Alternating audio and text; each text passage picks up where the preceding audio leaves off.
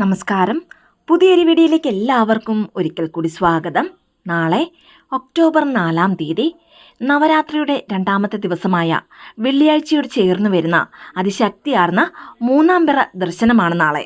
ഒരു ഗ്ലാസ് വെള്ളത്തിൽ ഈ ഒരു വസ്തു ഒന്ന് ചേർത്ത് നോക്കൂ. നിങ്ങൾ ചിന്തിക്കുന്ന കാര്യം ഉടനടി തന്നെ നിറവേറുന്നതാണ്. മാത്രമല്ല എത്ര വലിയ ആഗ്രഹങ്ങളും വളരെ വേഗത്തിൽ സാധിച്ചു കിട്ടുന്നതുമാണ്. അതിശക്തിയാർന്ന ഈ താന്ത്രിക പരിഹാരം എങ്ങനെയാണ് ചെയ്യേണ്ടതെന്ന് നോക്കാം. അതിനു മുൻപായി ഈ ചാനൽ ആദ്യമായി കാണുന്ന എല്ലാവരും സബ്സ്ക്രൈബ് ചെയ്യുവാനും അടുത്തുള്ള ബെൽ ബട്ടൺ പ്രസ് ചെയ്യുവാനും മറക്കരുത്. അപ്പോൾ എല്ലാ ദിവസവും ഇടുന്ന വീഡിയോസിന്റെ നോട്ടിഫിക്കേഷൻ ഉടൻ തന്നെ നിങ്ങൾക്ക് ലഭിക്കുന്നതാണ്. ആദ്യം തന്നെ മൂന്നാം പിറ ദർശിക്കുന്നതിലൂടെ നമുക്ക് എന്തെല്ലാം ഫലങ്ങളാണ് ലഭിക്കുന്നതെന്ന് നോക്കാം. മൂന്നാം പിറ എന്നത് സാക്ഷാൽ ശിവഭഗവാനും ദേവിയുമായി ബന്ധപ്പെട്ടിരിക്കുന്ന ഒന്നാണ്.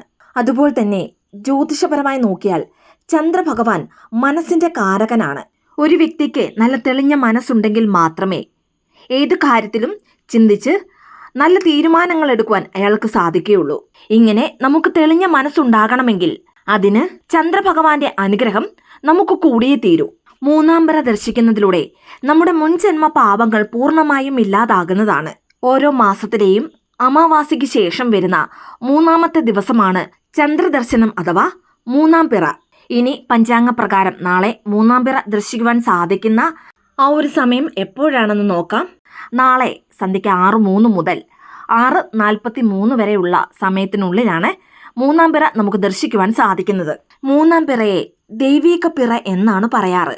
സാക്ഷാൽ ശിവഭഗവാൻ തന്റെ തലയിൽ മൂന്നാം പിറയായ ചന്ദ്രഭഗവാനെ തലയിൽ ചൂടിക്കൊണ്ട് ചന്ദ്രമൗലീശ്വരനായി ഭഗവാൻ നമുക്ക് ദർശനം നൽകുന്നതാണ്.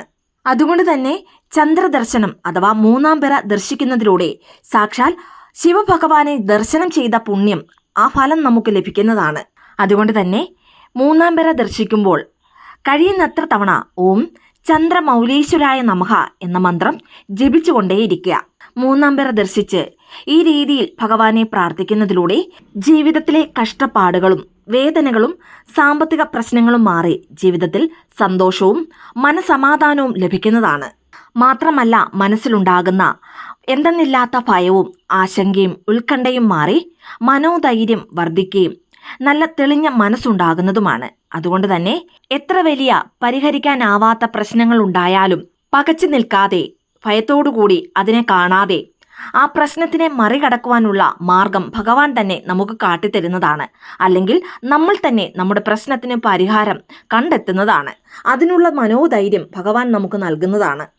എല്ലാ മാസവും മുടങ്ങാതെ മൂന്നാം പിറ ദർശിക്കുന്നവർക്ക് അറിവ് വർദ്ധിക്കുന്നതാണ്.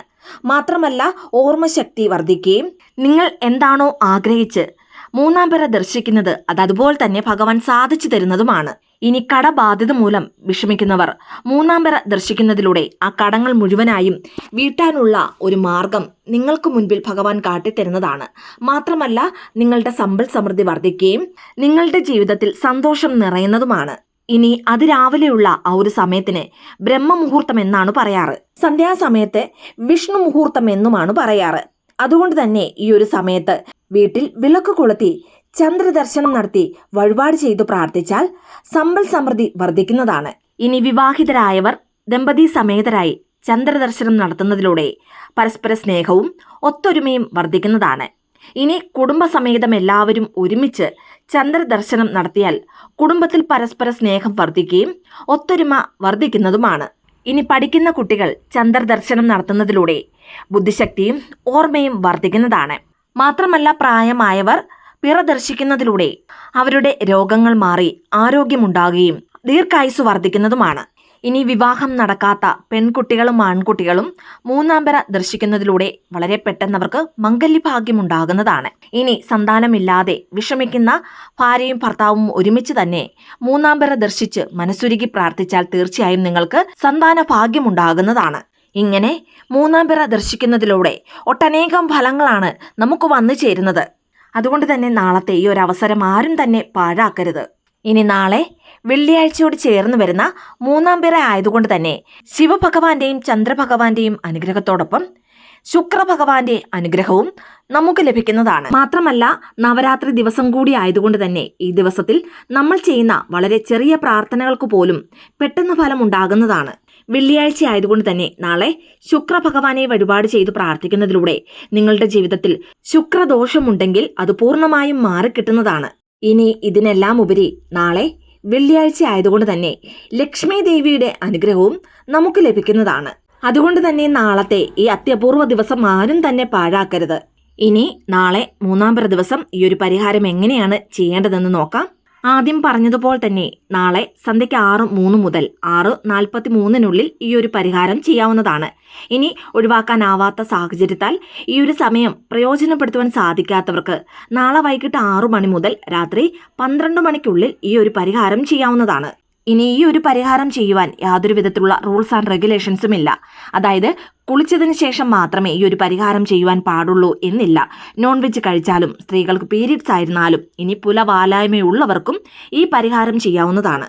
ഇനി ഈ ഒരു പരിഹാരം ചെയ്യുന്നതിന് മുൻപ് ശ്രദ്ധിക്കേണ്ട വളരെ പ്രധാനപ്പെട്ട കാര്യം എന്താണെന്നാൽ നിങ്ങളുടെ ഏറ്റവും വലിയ ആഗ്രഹത്തിന് അല്ലെങ്കിൽ വളരെ പ്രധാനപ്പെട്ട ഒരാഗ്രഹം നിറവേറുന്നതിന് വേണ്ടിയാവണം ഈ ഒരു പരിഹാരം ചെയ്യുവാൻ. നിങ്ങളുടെ ന്യായമായ ആഗ്രഹം അതേതാണെങ്കിലും ശരി, എത്ര വലുതാണെങ്കിലും ശരി, അത് നിറവേറുന്നതിന് വേണ്ടി ഈ ഒരു താന്ത്രിക പരിഹാരം ചെയ്യാവുന്നതാണ്. വളരെ പെട്ടെന്ന് തന്നെ അതിന് ഫലമുണ്ടാകുന്നതാണ്. ചന്ദ്രഭഗവാന് ഏറെ വിശേഷപ്പെട്ട അരിയാണ് ഈ ഒരു മെത്തേഡ് നമ്മൾ ഉപയോഗിക്കുന്നത്. മാത്രമല്ല ഭഗവാന്റെ ബീജാക്ഷരം കലർന്ന ഒരു തിരുനാമവും ഈ ഒരു താന്ത്രികത്തിൽ നമ്മൾ ഉൾപ്പെടുത്തിയിട്ടുണ്ട്. അതുകൊണ്ട് തന്നെ ഇൻസ്റ്റന്റായി നമുക്ക് റിസൾട്ടും ലഭിക്കുന്നതാണ്. താന്ത്രിക പരിഹാരം എന്ന് പറയുമ്പോൾ തന്നെ അതിന് ചില വസ്തുക്കൾ ആവശ്യമാണ്. ഈ ഒരു പരിഹാരത്തിന് പ്രധാനമായും ആവശ്യമുള്ളത് ഒരു കൈപ്പിടി പച്ചരിയാണ്. താന്ത്രിക പരിഹാരത്തിന് പൊതുവായും പച്ചരിയാണ് ഉപയോഗിക്കുന്നത്. ഇനി പച്ചരി ലഭിക്കുന്നില്ല, നിങ്ങളുടെ കയ്യിലില്ല, അങ്ങനെയുള്ളവർ മാത്രം പച്ചരിക്ക് പകരമായി പുഴുക്കലരിയോ അല്ലെങ്കിൽ ചോറ് വെക്കുവാൻ ഉപയോഗിക്കുന്ന അരിയും എടുക്കാവുന്നതാണ്. അടുത്തതായി ഒരു ബേ ലീഫാണ് ആവശ്യമുള്ളത്. ബേ ലീഫ് എന്നാൽ കറുകപ്പട്ടയുടെ ഇലയാണ്. സൂപ്പർ മാർക്കറ്റിലും അതുപോലെ തന്നെ സ്പൈസസ് വിൽക്കുന്ന കടയിൽ നിന്നും ഇത് വാങ്ങിക്കാവുന്നതാണ്. ബേ ലീഫിന് വശ്യശക്തി വളരെ കൂടുതലാണ്. അതുകൊണ്ട് തന്നെ ഇതിലെഴുതുന്ന ശ്ലോകങ്ങൾക്ക്, മന്ത്രങ്ങൾക്ക്, വാക്കുകൾക്ക് ശക്തി ഇരട്ടിക്കുന്നതാണ്. ഈ ബേ ലീഫിൽ ചന്ദ്രഭഗവാന്റെ തിരുനാമം കലർന്ന ബീജാക്ഷരമാണ് എഴുതാൻ പോകുന്നത്. ഇനി എഴുതുവാൻ ഗ്രീൻ അല്ലെങ്കിൽ ബ്ലൂ നിറത്തിലുള്ള പേന എടുക്കാവുന്നതാണ്. ഇനി എഴുതേണ്ട ആ ബീജാക്ഷരം ഏതാണെന്ന് നോക്കാം.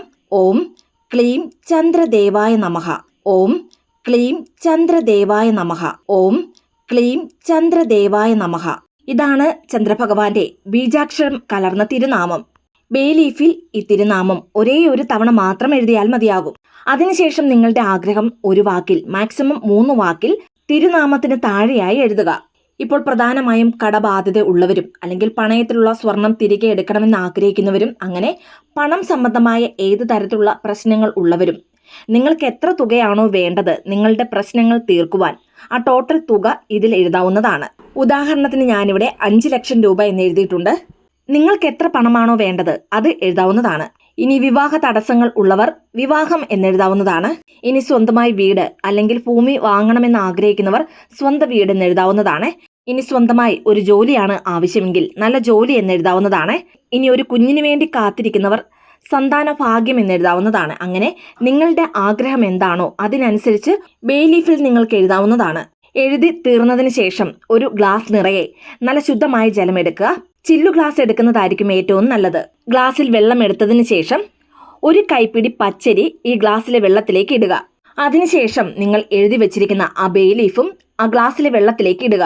ഇലയിൽ എഴുതിയ ആ വാക്കുകൾ വെള്ളത്തിൽ നല്ലതുപോലെ മുങ്ങുന്ന രീതിയിൽ ഇല വെള്ളത്തിലേക്ക് ഇടുക. ഒക്ടോബർ 4-ാം തീയതി, അതായത് നാളെ മൂന്നാം പിറ ദിവസം രാത്രി മുഴുവനും ഈ ഗ്ലാസ്സിലെ വെള്ളം അങ്ങനെ തന്നെ ഇരിക്കട്ടെ. പിറ്റേ ദിവസം, അതായത് ശനിയാഴ്ച ദിവസം രാവിലെ ഉണർന്ന ഉടൻ ഈ ഗ്ലാസ്സിലെ ബേ ലീഫ് എടുത്ത് ഡസ്റ്റ്ബിന്നിൽ ഇടാവുന്നതാണ്. ഇനി വെള്ളത്തോടൊപ്പം ആ പച്ചരിയും ചെടിയുടെ ചുവട്ടിലോ അല്ലെങ്കിൽ ആരും ചവിട്ടാത്ത സ്ഥലത്ത് ഈ വെള്ളം ഒഴിക്കാവുന്നതുമാണ്.